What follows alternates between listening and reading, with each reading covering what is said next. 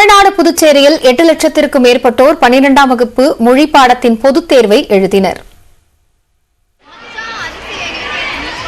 தமிழ்நாடு மற்றும் புதுச்சேரியில் நடப்பு கல்வி ஆண்டிற்கான 12ஆம் வகுப்பு பொதுத் தேர்வுகள் ஏப்ரல் 4ஆம் தேதி வரை நடைபெறுகிறது. தமிழ்நாடு மற்றும் புதுச்சேரியில் மாணவ மாணவிகள் 8,51,303 பேரும், தனித் தேர்வர்களாக 23,747 பேரும் என மொத்தம் 8,75,050 பேர் எழுதுகின்றனர். 5,206 மாற்றுத்திறனாளிகள், 6 மூன்றாம் பாலினத்தவர் மற்றும் 90 சிறை கைதிகள் இதில் அடங்குவர். தமிழ்நாட்டில் 4,33,436 மாணவிகள், 4,03,156 மாணவர்களும், புதுச்சேரியில் மட்டும் 14,713 பேரும் தேர்வு எழுதுகின்றனர். இதற்காக 3,225 தேர்வு மையங்கள் அமைக்கப்பட்டுள்ளன. சென்னை மாநகரில் மட்டும் 180 தேர்வு மையங்களில் மொத்தம் 45,982 மாணவ மாணவிகள் தேர்வு எழுதினர். தமிழ் பேப்பர் ரொம்ப ஈஸியா தான் இருந்துச்சு. நாங்க எக்ஸ்பெக்ட் பண்ண அளவுக்கு ஈஸியா தான் வந்துச்சு. ஒன்வேர்ட் தான் கொஞ்சம் கேட்டிருந்தாங்க, மற்றபடி கொஸ்டின்லாம் புக் பேக் தான் கேட்டிருந்தாங்க. தமிழ் உள்ளிட்ட மொழிப்பாடத் தேர்வுகள் காலை 10 மணிக்கு தொடங்கி பிற்பகல் 1:15 மணி வரை நடைபெற்றன. இதில் முதல் 10 நிமிடங்கள் வினாத்தாளை படித்து பார்ப்பதற்கும், அடுத்த 5 நிமிடங்கள் தேர்வர்களின் விவரங்களை சரிபார்ப்பதற்கும், பின்னர் தொடர்ந்து 3 மணி நேரம் தேர்வை எழுதுவதற்கும் அவகாசம் வழங்கப்பட்டது. எல்லாமே கேட்டிருந்தாங்க, படிச்சதெல்லாம் வந்திருக்கு, எதிர்பார்த்ததெல்லாம் எல்லாமே வந்திருக்கு. கொஸ்டின் பேப்பர் ரொம்ப ஈஸியா இருந்துச்சு, எதிர்பார்க்காத அளவுக்கு இருந்துச்சு. இவ்வளோ ஈஸியா இருக்குமான்னு நாங்கள் எதிர்பார்க்கவே இல்லை, ரொம்ப பயந்துட்டு தான் இருந்தோம். ஏன்னா லாஸ்ட் இயர் வந்துட்டு ஏதோ ஈஸியா பாஸ் பண்றதுக்காக கொடுத்துருந்தாங்க. பட் இந்த அளவுக்கு கொஞ்சம் டஃபா இருக்கும்னு நினைச்சோம், பட் அந்த அளவுக்கு இல்லை. எல்லா கொஸ்டினுமே தெரியற மாதிரி தான் இருந்துச்சு. ஒன் வேர்ட் மட்டும் தான் கொஞ்சம் டஃபா இருந்துச்சு, ரொம்ப புக்கிங் சைடு வந்துச்சு. ஒன் வேர்ட் மட்டும் தான் கொஞ்சம் கஷ்டமா இருந்துச்சு, மற்றபடி எல்லாமே ஈஸியா தான் இருந்துச்சு. தேர்வறையில் மாணவர்கள் மற்றும் ஆசிரியர்கள் செல்போன் பயன்படுத்த தடை விதிக்கப்பட்டுள்ளது. முறைகேடுகளை தடுப்பதற்காக 3,100 பறக்கும் படைகள் அமைக்கப்பட்டுள்ளன. 46,870 ஆசிரியர்கள் கண்காணிப்பாளர் பணியில் ஈடுபடுத்தப்பட்டுள்ளனர். பொதுத் தேர்வு எழுதச் செல்லும் பள்ளி மாணவர்கள் அடையாள அட்டை அல்லது ஹால் டிக்கெட் வைத்திருந்தால் அனைத்து அரசு பேருந்துகளிலும் இலவசமாக பயணிக்கலாம் என்றும் தமிழ்நாடு அரசு அறிவித்திருந்தது. இந்நிலையில் நாகை அரசு உதவி பெறும் நடராஜன் தமயந்தி மேல்நிலைப் பள்ளியில் தேர்வெழுத வந்த மாணவிகளை ஆரத்தி எடுத்து ஆசிரியர்கள் வரவேற்றனர்.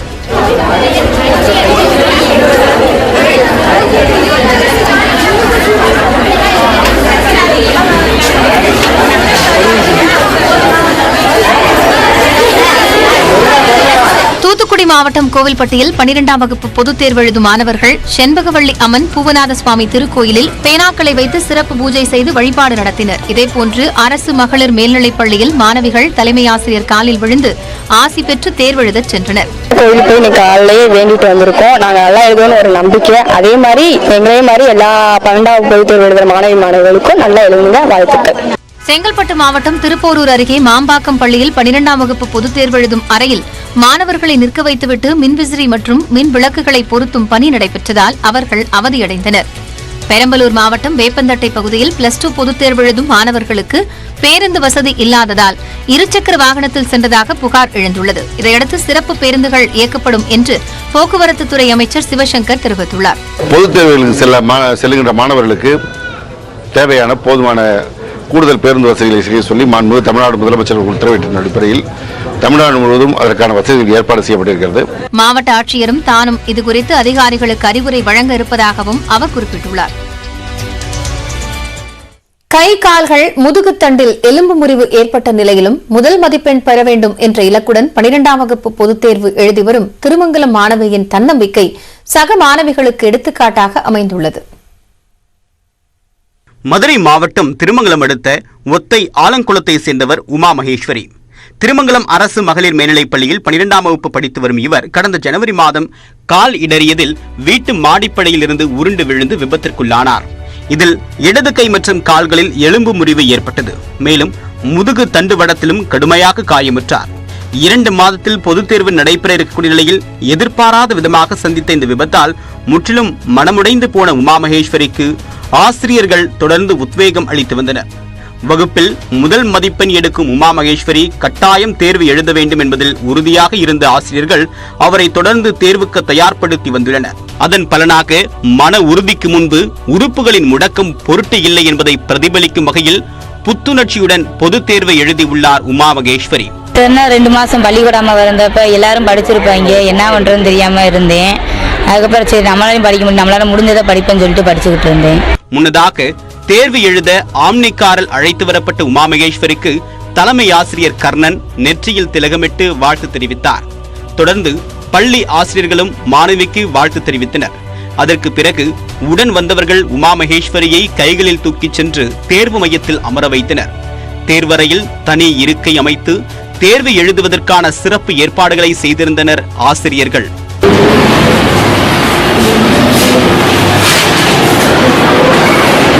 மருத்துவராக வேண்டும் என்ற கனவோடு பயணிக்கும் தாம் கட்டாயம் முதல் மதிப்பெண் எடுப்பேன் என்ற தன்னம்பிக்கையுடன் கூறும் உமா மகேஸ்வரி சிறப்பாக தேர்வு எழுதி உள்ளதாகவும் தெரிவித்துள்ளார். டீச்சருங்க தினமும் ஃபோன் போட்டு நீ படி உன்னால் முடியும் அப்படின்னு எல்லா டீச்சரும் ஃபோன் பண்ணி சொன்னாங்க. அப்புறம் ப்ராக்டிக்கல் பரீட்சையெல்லாம் உன்னால் முடியும் எழுதவா அப்படின்னாங்க.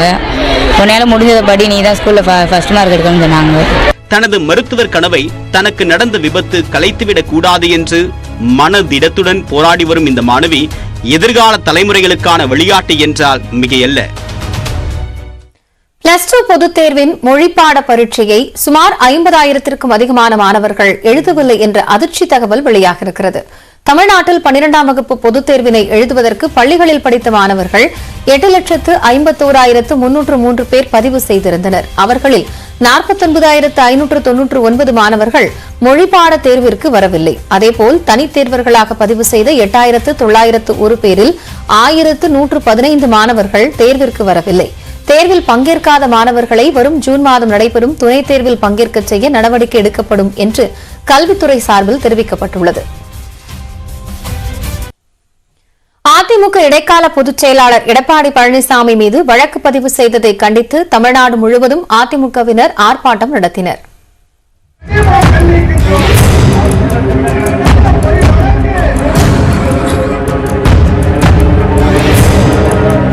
மதுரை விமான நிலையத்தில் அம்மா மக்கள் முன்னேற்ற கழகத்தின் நிர்வாகி தாக்கப்பட்ட விவகாரத்தில் அதிமுக இடைக்கால பொதுச் செயலாளர் எடப்பாடி பழனிசாமி உட்பட 5 பேர் மீது வழக்கு பதிவு செய்யப்பட்டுள்ளது.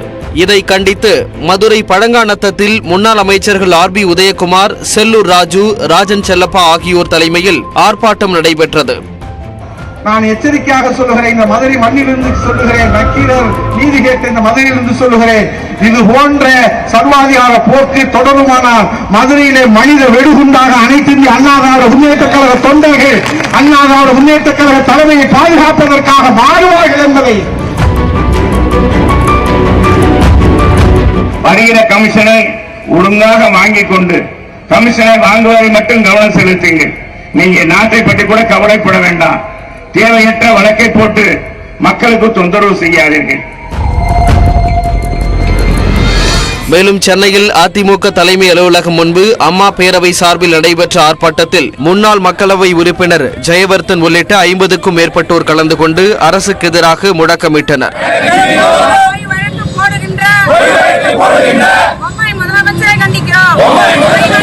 எடப்பாடி பழனிசாமி மீது போடப்பட்ட வழக்கை திரும்ப பெற கோரி விழுப்புரம் காந்தி சிலை முன்பு அதிமுகவினர் சாலை மறியலில் ஈடுபட்டனர்.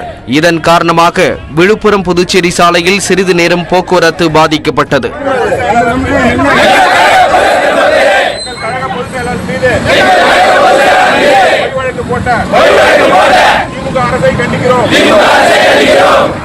எடப்பாடி பழனிசாமி மீது பொய் வழக்கு போட்டதாக காவல்துறையை கண்டித்து ராணிப்பேட்டையில் அதிமுகவினர் கருப்பு கொடியேந்தி ஆர்ப்பாட்டம் நடத்தினர்.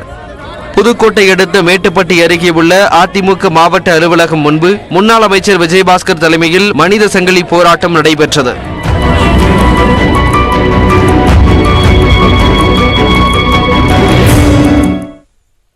தொடர்ந்து 1 நிமிட செய்திகளை பார்க்கலாம். பொதுமக்களின் எதிர்ப்பை தொடர்ந்து நிலம் சமன்படுத்தும் பணியை 2 நாட்களுக்கு ஒத்திவைப்பதாக NLC நிர்வாகம் அறிவித்துள்ளது. கடலூர் மாவட்டம் நெய்வேலியில் உள்ள NLC நிறுவனம் 2வது சுரங்கம் விரிவாக்கத்திற்காக சேத்தியாத்தோப்பு அருகே உள்ள கீழ் வளையமாதேவி, மேல் வளையமாதேவி, கரிவெட்டி, கத்தாளை உள்ளிட்ட கிராமங்களில் விவசாய நிலங்களை கையகப்படுத்த முயற்சித்து வருகிறது. இதனை கண்டித்து சுற்று வட்டாரத்தில் உள்ள கிராம மக்கள் மற்றும் அரசியல் கட்சியினர் போராட்டத்தில் ஈடுபட்டு வருகின்றனர்.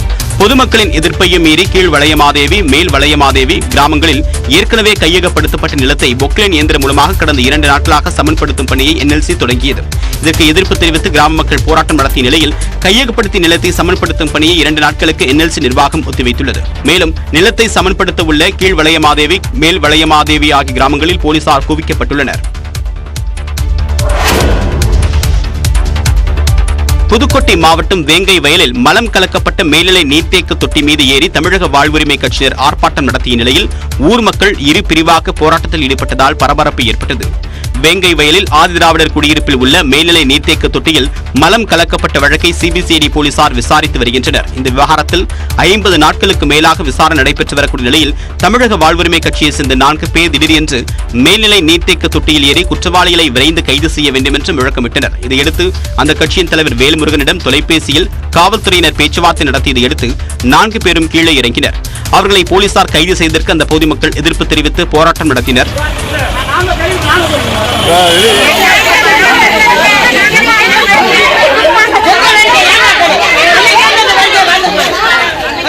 இதனிடையே வெளியூரில் இருந்து வரக்கூடிய நபர்களால் பல்வேறு தொல்லைகளுக்கு உள்ளாவதாக குற்றம் சாட்டி இறையூரை சேர்ந்த பொதுமக்கள் போராட்டத்தில் ஈடுபட்டனர்.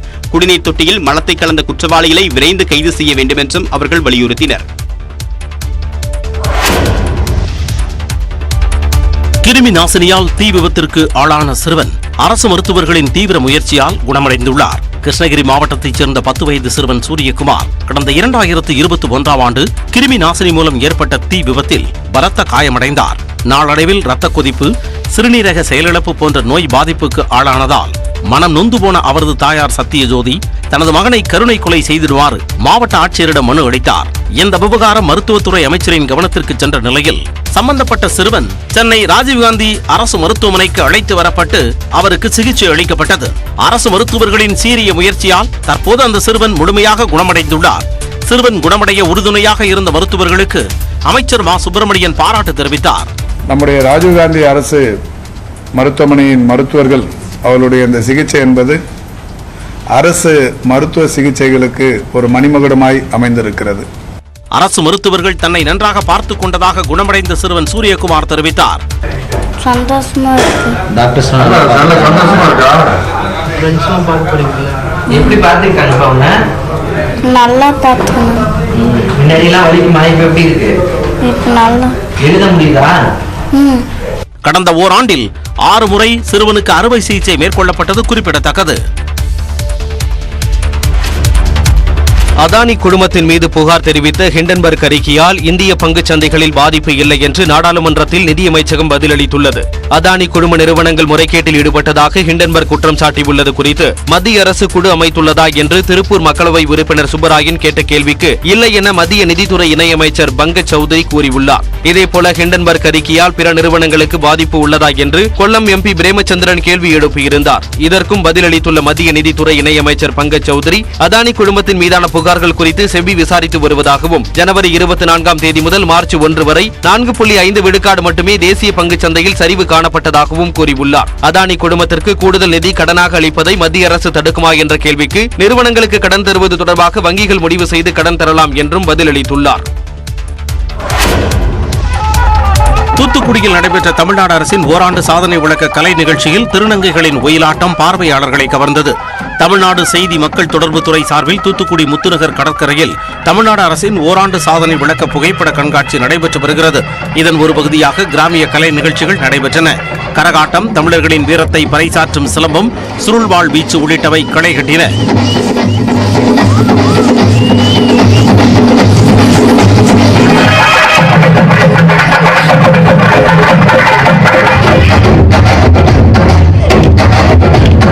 குறிப்பாக திருநங்கைகள் பங்கு பெற்ற ஒயிலாட்டம் பார்வையாளர்களை வெகுவாக கவர்ந்தது.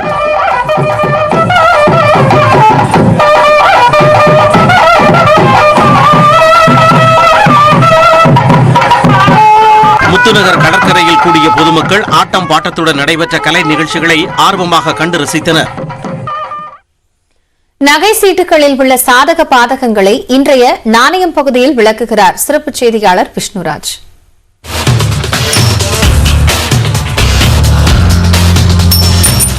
கையில கொஞ்சம் பணம் இருக்கு, சோ இந்த மாசம் தங்கம் வாங்கிடலாம் அப்படின்னு நகைக்கடைக்கு போனா அங்க நகைக்கடையில் இருக்கிறவங்க இன்வெஸ்ட்மெண்ட்டுக்கு தானே சார் வாங்குறீங்க, சீட்டு போடுங்க, அதுல செய்கூலி சேதாரம் கிடையாது அப்படின்னு சொல்லி உங்களை சீட்டு போட வச்சிருவாங்க.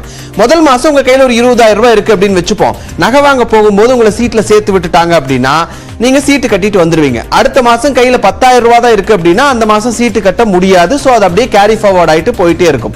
ஒருவேளை அடுத்த மாசம் உங்க கையில 30,000 ரூபாய் இருக்கு அப்படின்னா 20,000 ரூபாய் நீங்க சீட்டுக்கு கட்டிட்டு மீதம் இருக்கக்கூடிய 10,000 செலவு செய்யறதுக்கான வாய்ப்புகள் அதிகம் இருக்கும். அதான் 20,000 ரூபாய் இன்வெஸ்ட் பண்ணிட்டோம்ல கோல்ட்ல அப்படின்ற ஒரு தாட் எல்லாத்துக்குமே வரும். இந்த ரெண்டு சமயத்திலுமே பேப்பர் கோல்டு அப்படிங்கிறது, அதாவது கோல்டு ETF அப்படிங்கிறது ரொம்ப உதவிகரமா இருக்கும். இதுவும் ஒரு மியூச்சுவல் ஃபண்ட் மாதிரி தான். ஆனா தங்கத்தோட விலையை ஒத்து இந்த கோல்டு ETF அப்படிங்கிறது இருக்கும். தங்கத்தோட விலை ஏறுச்சு அப்படின்னா இந்த கோல்டு ETF யூனிட்டோட விலையும் ஏறும், இறங்குனா இந்த யூனிட்டோட விலையும் இறங்கும். சோ தங்கம் முதலீட்டுக்கு போகும் பொழுது கோல்டு ETF அப்படிங்கிறதும் ஒரு நல்ல வழி, அதையும் நீங்க கவனிக்கணும்.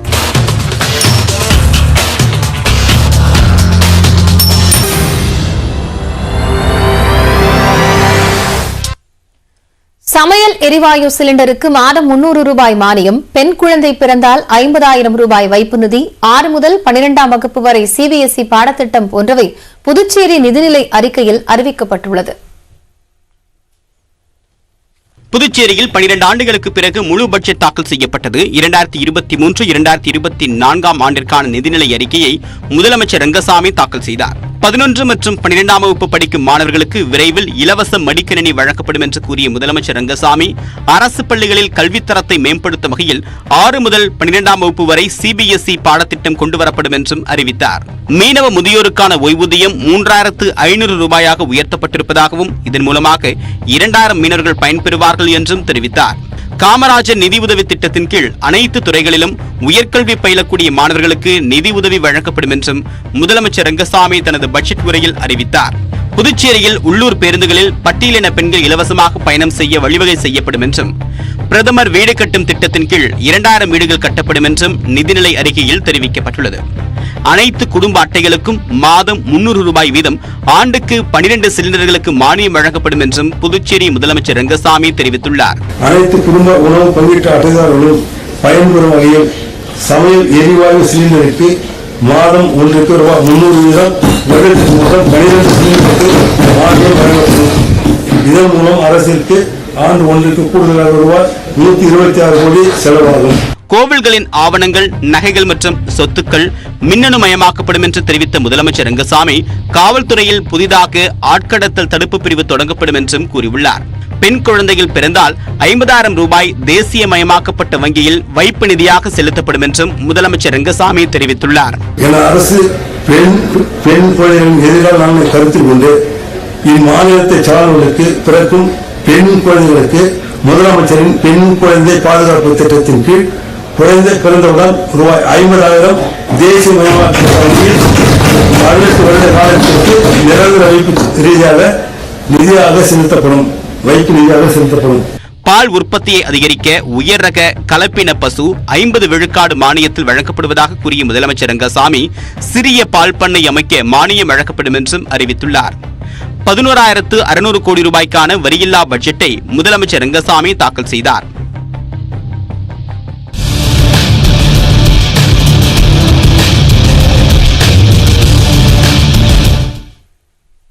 லண்டனில் காங்கிரஸ் MP ராகுல் காந்தி ஆற்றிய உரைக்கு மன்னிப்பு கேட்க வேண்டும் என்று பாஜகவினர் அமளியில் ஈடுபட்டதால் நாடாளுமன்றத்தின் இரு அவைகளும் ஒத்திவைக்கப்பட்டன. நாடாளுமன்றத்தின் பட்ஜெட் கூட்டத்தொடரின் 2வது அமர்வு தொடங்கிய நிலையில் முன்னாள் உறுப்பினர் நரேந்திர பிரதான் மறைவிற்கு அஞ்சலி செலுத்தப்பட்டது.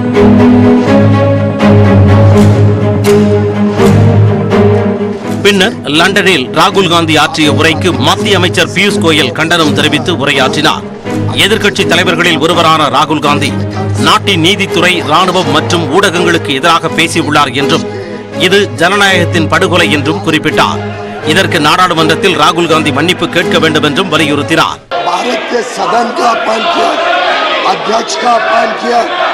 जिस प्रकार से उन्होंने प्रेस का अपमान किया, जुडिशरी का अपमान किया और पूरे देश ने देखा कि विदेशी धरती पर जाकर இதற்கு எதிர்ப்பு தெரிவித்த எதிர்க்கட்சி தலைவர் மல்லிகார்ஜுன கார்கே மற்றொரு அவையில் உள்ள உறுப்பினர் தொடர்பான விவகாரத்தை இந்த அவையில் எழுப்ப முடியாது என்றார்.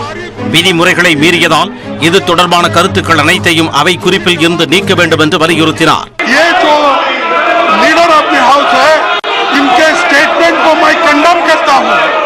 இதனால் அவையில் அமளி ஏற்பட்ட நிலையில் மாநிலங்களவை பிற்பகல் 2 மணி வரை ஒத்திவைக்கப்பட்டது.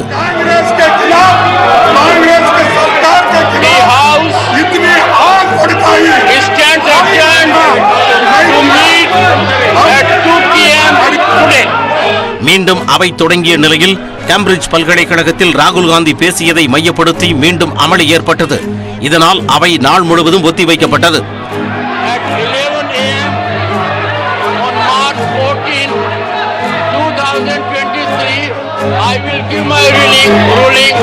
மக்களவையிலும் லண்டனில் நாட்டை அவமதித்ததாக நாடாளுமன்றத்தில் காங்கிரஸ் எம்பி ராகுல் காந்தி மன்னிப்பு கேட்க வேண்டும் என்று பாதுகாப்புத்துறை அமைச்சர் ராஜ்நாத் சிங் வலியுறுத்தினார். राहुल गांधी जो इसी सदन के सांसद हैं, राहुल गांधी ने लंदन में जाकर भारत को बदनाम करने की कोशिश की है और कहा है कि भारत में लोकतांत्रिक व्यवस्था पूरी तरह से तहस नहस। அவரை தொடர்ந்து மக்களவை காங்கிரஸ் தலைவர் ஆதிர் ரஞ்சன் சௌத்ரிக்கு அனுமதி அளிக்காமல் மத்திய அமைச்சர் பிரல்காத் ஜோஷியும் பேசத் தொடங்கினார். இதற்கு எதிர்ப்பு தெரிவித்து எதிர்க்கட்சி தலைவர்கள் கோஷங்கள் எழுப்பினர். இதனால் அவையில் அமளி ஏற்பட்டதை அடுத்து மக்களவையும் நாள் முழுவதும் ஒத்திவைக்கப்பட்டது.